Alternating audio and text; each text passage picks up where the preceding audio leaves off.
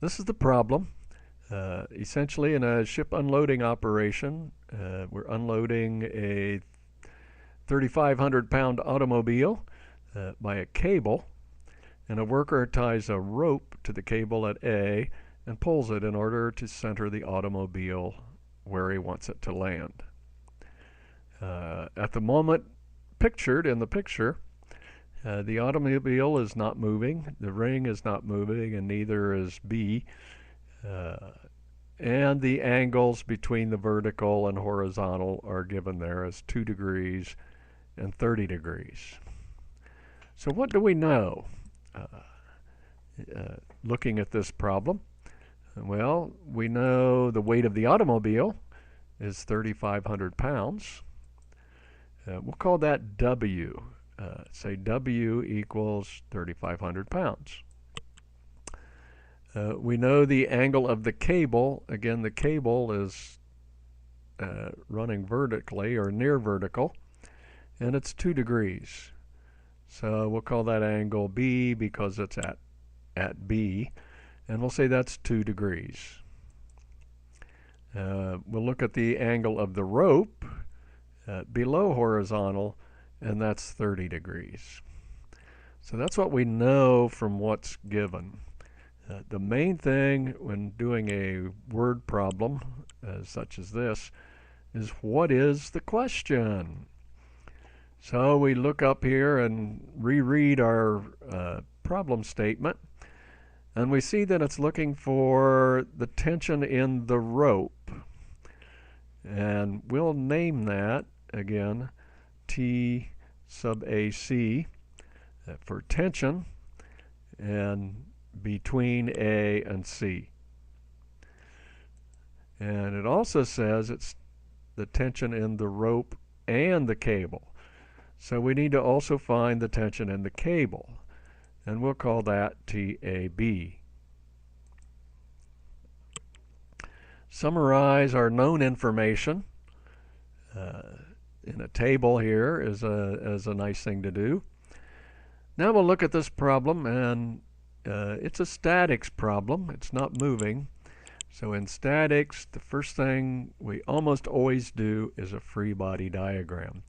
We try to draw the forces acting on the particle. The particle A has 3 forces acting on it. Again, it's got the tension of the cable up at 2 degrees, and the tension at the rope down at 30 degrees, and the weight acting straight down. We could also include the names over here in our free body diagram. Since we know that information of 2 degrees, 30 degrees, and 3,500 pounds. For the first task, what we'll do is sum of the forces equals 0. And if you remember to some vectors, you can place them tip to tail. That is, you take the starting point of TAC and move it down to the tip of the weight, and then take the starting point of TAB and move it down to the tip of TAC. When we've done that, this is what we end up with. Again, we don't know the length of TAC or TAB at this point. So let's go on and see if we can find that length.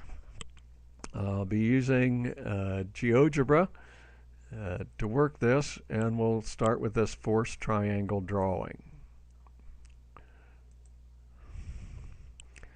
So GeoGebra here. First thing I want to do is put a point at 0. I always like to call that O equals 0, comma 0. So I put a point there. And I need to add a point for the weight, because we'll know where the end of the weight is. So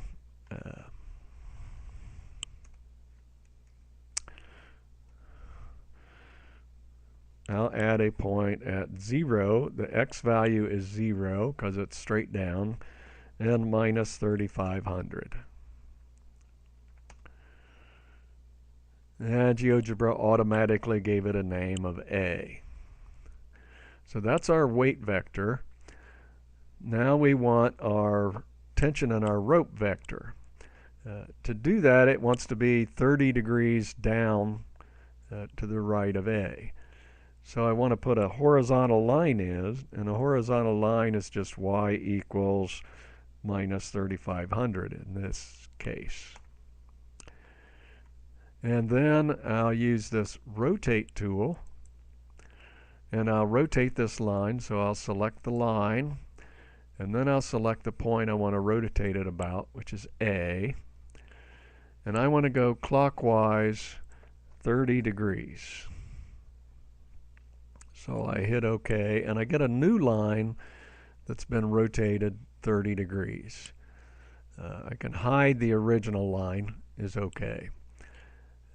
Likewise, I want a vertical line, which is just x equals 0. And I want to rotate that line also. So I click the line and the point I want to rotate it about. Now, in this case, I want to rotate it counterclockwise by 2 degrees.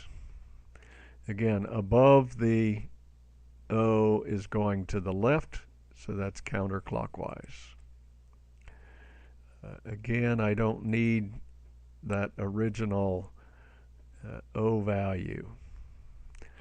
Again, the main point I'm wanting to find is this circled point here where these two lines cross. And to do that, I use the intersect tool. So I'll just intersect these two lines, and that will give me this point where they cross. Now I'll add some vectors. We can hide these lines. We don't really need them anymore. And we'll do a vector from O to A. And we'll rename that one just to be consistent. We'll call that W, because that's our weight vector. And I'm going to move the W over to the other side just to make space later. Now I'll add the vector from A to B. Again, I'll rename that T underbar close AC. The braces make both those the underscore. So we can see TAC, and I'll move it down here where we can see it better. And our final third vector will go from B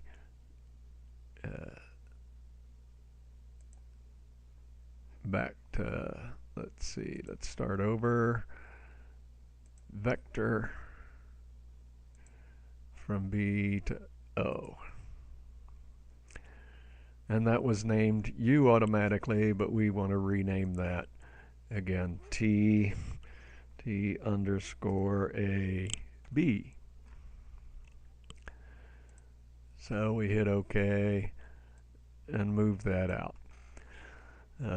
Now we don't really want the we've got the components of these vectors, but what we really want is the magnitude.